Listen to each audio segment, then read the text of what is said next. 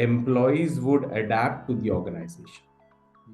And today, organizations must adapt to people, and that's a key thing that we're finding it very difficult to adjust, to fathom, and put it into practice. At a board level as well, you see, EX used to be an HR initiative. Now it has become a business survival strategy, and that's how uh, has been reshaping over a period of, I would say, past 2 to 3 years. Welcome back to another episode of the Limitless Podcast. Today I'm very excited because I have Sujit with me on the show, and he's going to talk about rebuilding employee experiences for 2026. Sujit is Head People and Franchisee Europe with Yum Brands. Sujit, a warm welcome to you. How are you? Very good, Nick. Thank you so much for inviting me on this podcast. Very excited to be here, and happy to contribute to your followers as well as to the community. Sounds very, very good, Sujit. So let's jump into it then. But before we dig in deeper into the topic of employee experiences, maybe you can just give a brief introduction of yourself to the listeners, please. Thank you, Nick. I'm Sujit. I'm originally from Mumbai, India, currently living in Basel, Switzerland. I have been working over 20 years in across iconic brands and in global markets, including Europe, Asia, Pacific, Middle East, North Africa, and Indian subcontinent. I think my main expertise has always been leading large-scale initiatives in culture transformation, future skill planning, and strategic workforce design. Uh, that's my background. I live here in Switzerland with my partner and my dog. We've recently moved a couple of years back here, and we are loving it. That sounds very, very exciting. Thank you, Sujit. I will definitely look you up next time I'm in Basel. We must catch up. 100%, you should. Yeah. Let's then look into employee experiences in 2026. And before, when we were communicating, you said that you wanted to share with us some forces that are reshaping employee experiences and what leaders shouldn't ignore this year. So let's kick us off there. What are the forces that are then reshaping employee experiences according to you? I think if you see across Europe, Asia, Middle East, and the US, the expectations of work are converging very, very fast. Technology is taking center stage. Talent is mobile, as you know already, and the culture has become very transparent. So the first force which is reshaping is AI, of course, as we can't hide behind that. AI is reshaping how knowledge works worldwide. And it was in bits and pieces, but now it's happening same time across different continents. Talent now, people, employees are now comparing employers globally and not within one country locally. This is reshaping again the employee experience. As everybody now favors hybrid working, which is now eased geographic hiring boundaries. So this has become a major thinking point for organization when they are looking at their talent strategy. And again, the workforce expectations when I started work 20 years back to what I need today has changed completely. And that has changed for every employee. They are looking at flexibility, they're looking at growth, they're looking at purpose and also trust in that organization to kind of grow. So what I mean to say from this is that employee experience has gone global instead of looking at a regional localized level. And what we see is our bigger competitors for talent might not even be in our industry or in our country. And that has kind of changed. And at a board level as well, you see, EX used to be an HR initiative. Now it has become a business survival strategy. And that's how EX has been reshaping over a period of, I would say, past 2 to 3 years. Yeah, thank you. Indeed, a lot of changes out there with the hybrid working, and I like to touch on the culture you spoke about, also on purpose, of course, especially with the younger generation who really want to work for an organization where they can actually align their purpose. There's no longer that sort of top-down approach. Here's our vision, mission, live it and implement it. No, people want to be part of it, right? But maybe you can elaborate on that as well. Why then these traditional top-down programs perhaps no longer also effective? I think it was effective at a certain period of time because the traditional operating model was built more for stability and control.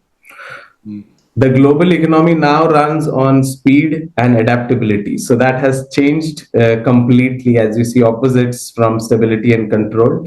So what I think organization requires now is they used to build policies which were built for headquarters, which was based in one country. It could have been a very different country from where they're operating, and it did not scale across diverse markets.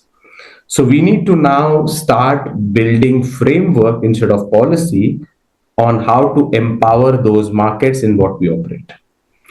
To give a classic example, like if you ever set up a organization, for example, in Iceland, for example, and we want to scale that organization in India, in Americas or South America or Asia, for example, you cannot have the European style operating model. You need to have a framework which is scalable across. You cannot have these one size fits all programs which terribly failed in hybrid and global environments. We have seen it fail across organization because today talent expects influence, they expect voice and transparency across where they are working. It doesn't matter where they are. So to kind of putting it into a summary, the old model assumed that employees would adapt to the organization. And today, organizations must adapt to people, and that's a key thing that we are finding it very difficult to adjust, to fathom, and put it into practice.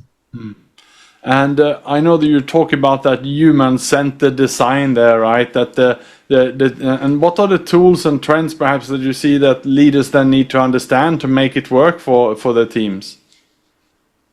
I think for when designing employee experience, you need to ensure that it is a human-centered design and not like a base model from some practice which was done, which allows global consistency with local flexibility.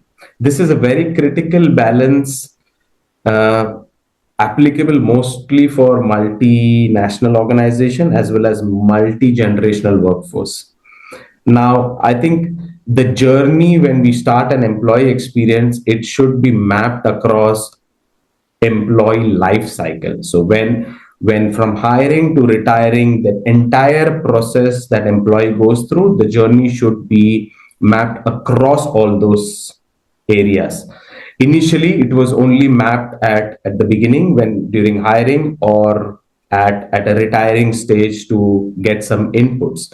But I think it's important for us to map the entire life cycle. Now, we also need to create personas of different workforce because in every country, every segments, cultures, we have different personas. So we have to create those personas and do testing accordingly to find what is working, what is not working. And instead of doing these annual engagement surveys, which used to be a common trend, we need to start continuous listening. This is how at different personas, how do you put in different learning cycles. So to give you an example, we've started doing onboarding surveys, which happens within the first 3 months of the employee life cycle. We have an annual survey, which happens at a yearly basis. We have a pulse survey, which happens across every 6 months. We have stay interviews, which happens specific crowd. So all are personalized, not applicable to create a kind of a fatigue of a survey, but very personalized. Not everybody goes through survey throughout the year. And how do you treat employee experience as a product that is evolving? So more to look at like a product design rather than a policy writing mechanism. That will definitely help the leaders to understand better about the employee experience. Yeah. And so what I'm hearing is that we need to move away from having those strict, rigid policies, more to personalized systems. So gone are the days when we can refer to HR or talent as the HR police who's disciplining, but rather now it's coming to serve the employees. Is that what I'm hearing, Sujit? 100%, because organizations are moving from standardized rules to adaptable frameworks that work across geographies and across different types of employment and employees. Now, we see that the rise of borderless talent, nomad traveling, global mobility is on the rise. People are being more productive while doing this. They have that right balance available in their personal life. We've also seen that skill-based organizations and internal talent marketplaces are taking center stage, where earlier people used to be heavily focused on outside talent as well, but now bigger companies are looking at how do you start building that skill-based organization. Flexibility again is a major point. This is becoming a baseline expectations for every employee, whether it is a old generation X, or generation or a millennial employee. Everybody requires flexibility today. So, and how do you enhance AI to enable personalization at scale? This is becoming a bigger trend on how we start moving away from these fixed policy, which is available on a PDF document, into a more fluid framework, which is adaptable, which can be changed quickly. It is a fail fast mechanism. So the companies winning globally are building these talent ecosystems and not focusing on, oh, we have this employment contract, it was written in your contract and you have to follow this. That creates a lot of it is not very transparent, then it becomes very rigid. So that deters growth as well, and innovation. So that is something where we need to kind of leaders, especially across all functions, need to be aware of.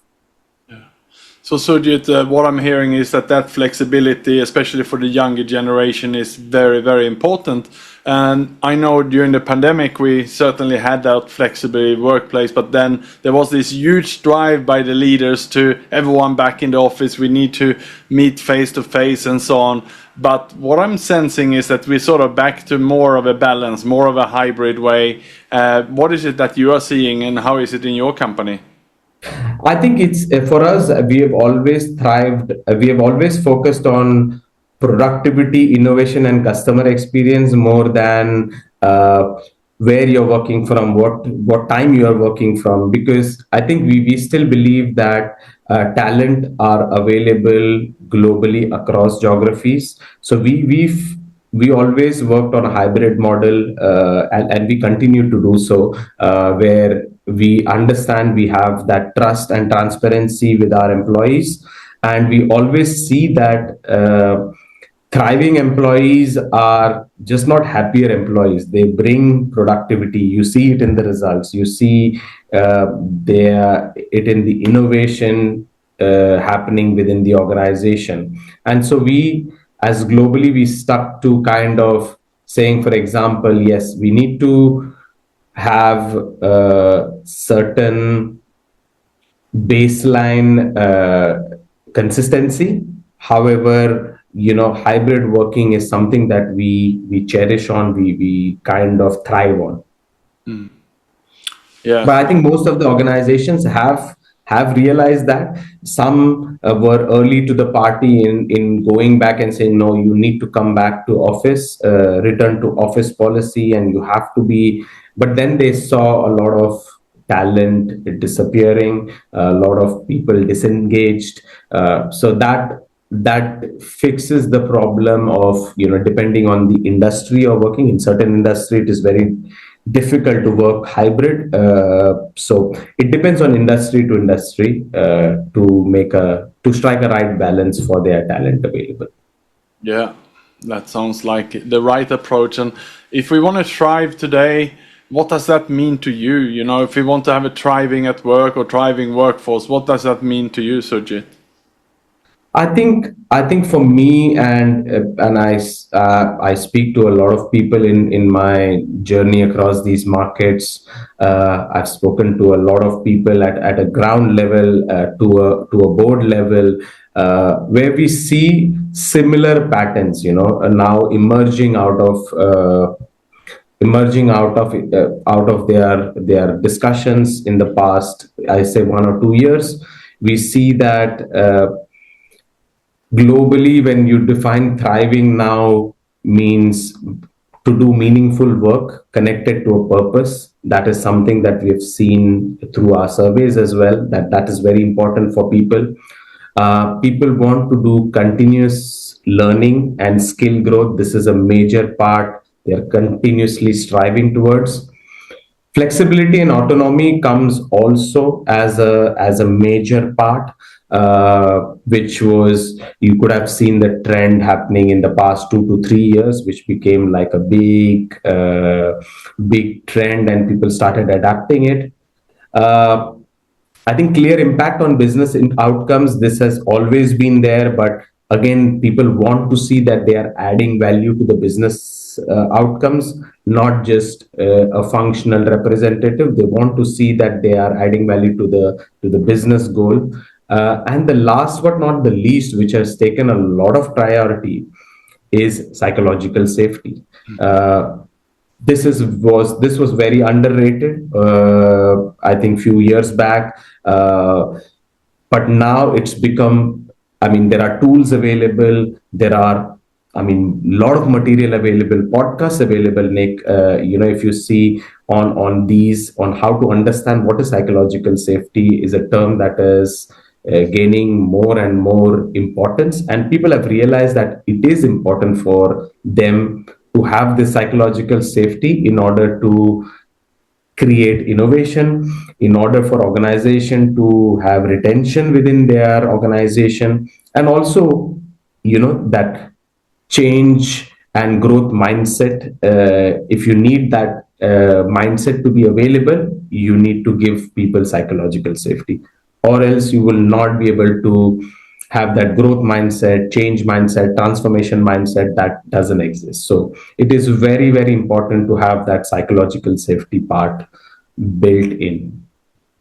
Yeah, and I couldn't be more aligned. I fully agree with you. And team psychological safety indeed has to be part of someone who want to make sure that the team is thriving. Yeah. So thank you so much, Sujit, for having been with us today. I just have one last question for you. If you could eliminate one outdated practice in how to managing people this year, what would that outdated practice be that we need to sort of move forward from? I would say, I would say, build talent, hire talent who are fit for purpose for the organization.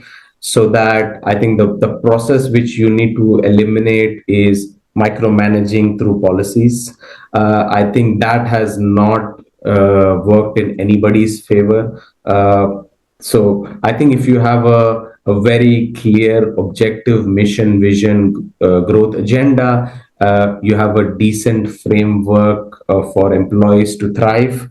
I think that can completely eliminate the idea of leaders to micromanage people. Instead, they could focus on that time to focus on innovation, growing those people, growing skills for their teams and organization. I think that's something that can completely be eliminated in today's day and age. People have more resources. People are becoming smarter. They have more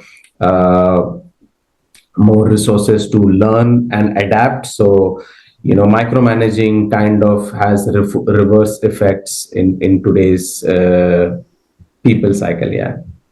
Fantastic, Sujit. So no micromanagement by HR policies anymore. That should be left behind in the past. Okay, sounds fantastic. And finally, Sujit, if someone want to reach out to you, what's the best way for them to contact you? I'm available on LinkedIn.